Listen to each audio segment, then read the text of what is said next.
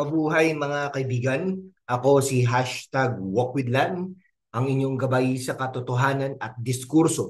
At ngayon, nasa Caloocan City tayo, Distrito 1 kung saan mainit na mainit ang politika. Parang bagong luto ng pandesal, 10 araw na lang o 9 na araw na lang, eleksyon na at may malaking balita. Si Congressman Oka Malapitan at Mayor Oka Malapitan ay todo endorso sa trabaho party list. Pero bakit? Ano ang sikreto sa likod ng desisyong ito? Mga kaibigan, susuriin natin ito ng malalim, kaya pindutin mo na yung subscribe button, i-click ang bell icon, at samahan mo kami sa mga susunod na mga ilang minuto ng katotohanan. Handa ka na ba? Let's go! Kamusta mga kababayan?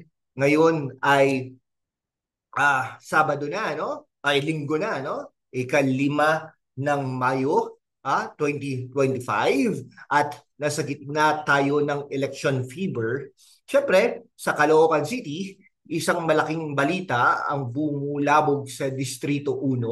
Si Congressman Oscar Oca Malapitan, ang veteranong leader ng Team Aksyon at Malasakit, ay hayagang inendorso ang Trabaho Party List sa kanilang grand rally sa Malolos Street, Bagong Baryo.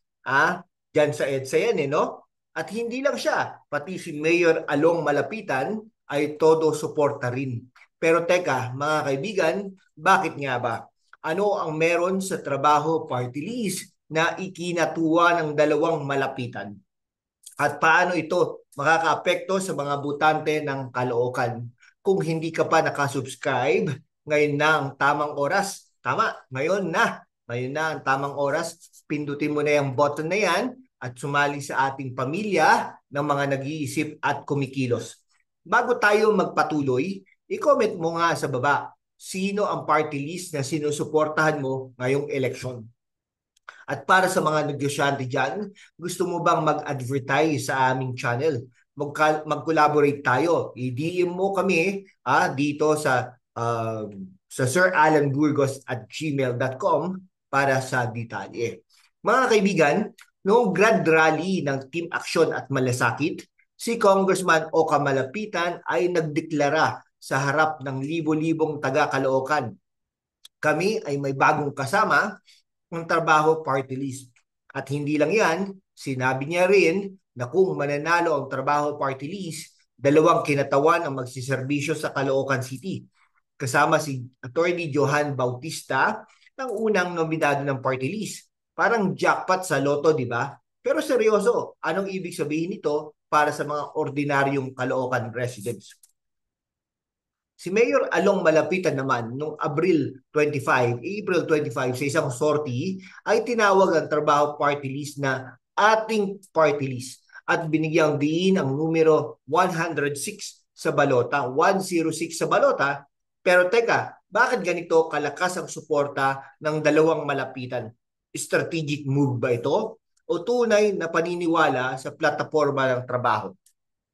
Mga kaibigan, susuriin natin ito ng mas malalim, tulad ng pag-aaral ng abogado sa kaso. Pero bago yan, pindutin mo na yung like button kung gusto mong malaman ang sagot. Ngayon, kilalanin natin ang trabaho party list. Ang unang nominado nila, si Attorney Johan Bautista, ay isang abogado na may puso para sa serbisyo publiko. Ayon sa kanya, ang trabaho party list ay nakatuon sa pagbibigay ng quality at sustainable jobs at livelihood. Pero hindi lang trabaho ang focus nila.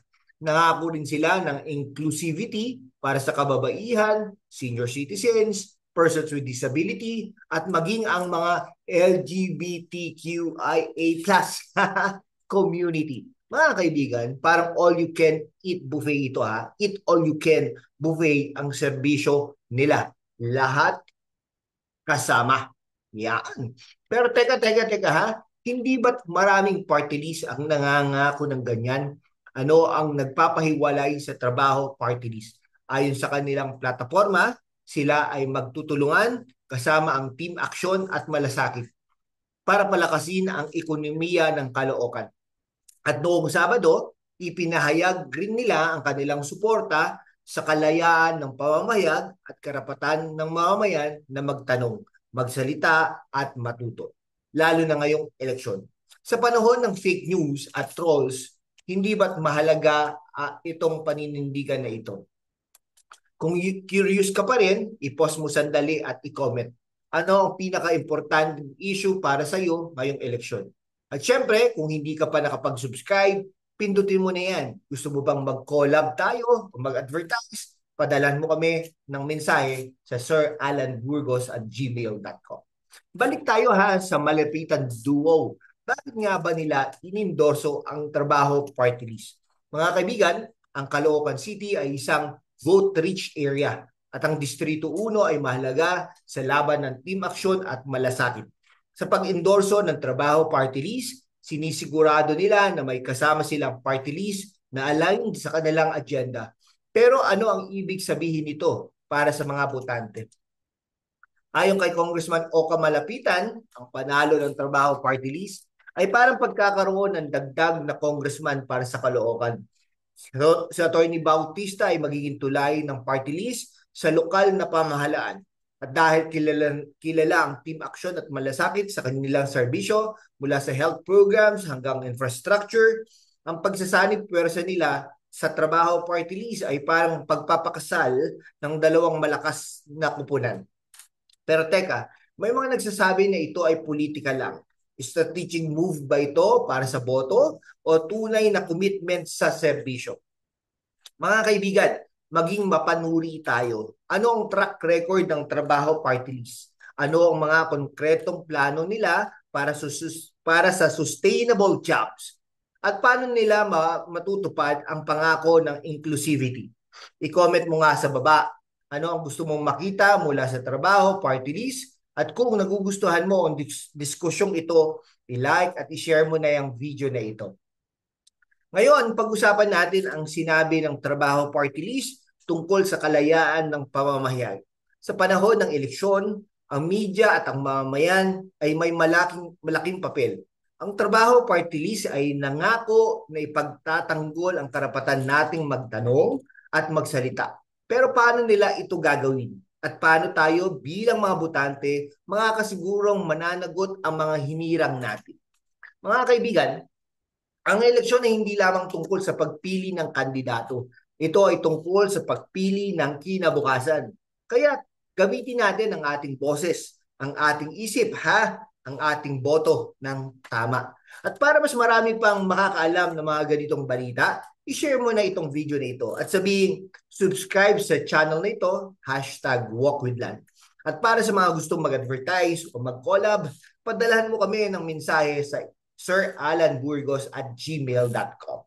Ano nga ba may dudulot ng endorsement na ito sa Caloocan? Para sa mga taga-Distrito 1, ang suporta sa trabaho party list ay maaaring magdulot ng mas maraming proyekto, trabaho at oportunidad. Pero kailangan na nating maging mapanuri. Ano ang mga konkretong plano ng trabaho party list? Paano nila matutupad ang pangako ng inclusivity at sustainable jobs? At paano natin masisigurong hindi ito mga pangako lang sa ere?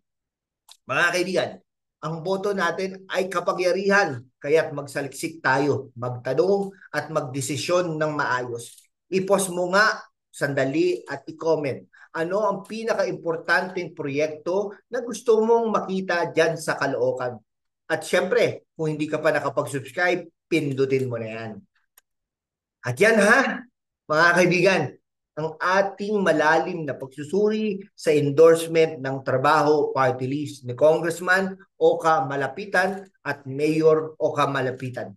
Bilang bonus tip para sa ating mga botante, huwag kalimutang suriin ang plataforma ng bawat kandidato bago bumoto. Ang eleksyon natin ay pagkakataon para baguhin ang Caloocan at ang Pilipinas. Kung nagustuhan mo ang episode nito, pindutin ang like button, i-share sa mga kaibigan mo, at syempre, subscribe.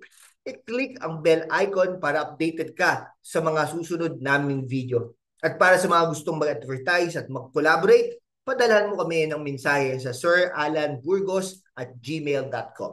Ako, si hashtag WalkWithLan. Hanggang sa muli mga kaibigan, mag-ingat kayo, mag-isip ng kritikal at magkita-kita ulit tayo sa susunod na video. Salamat ng marami.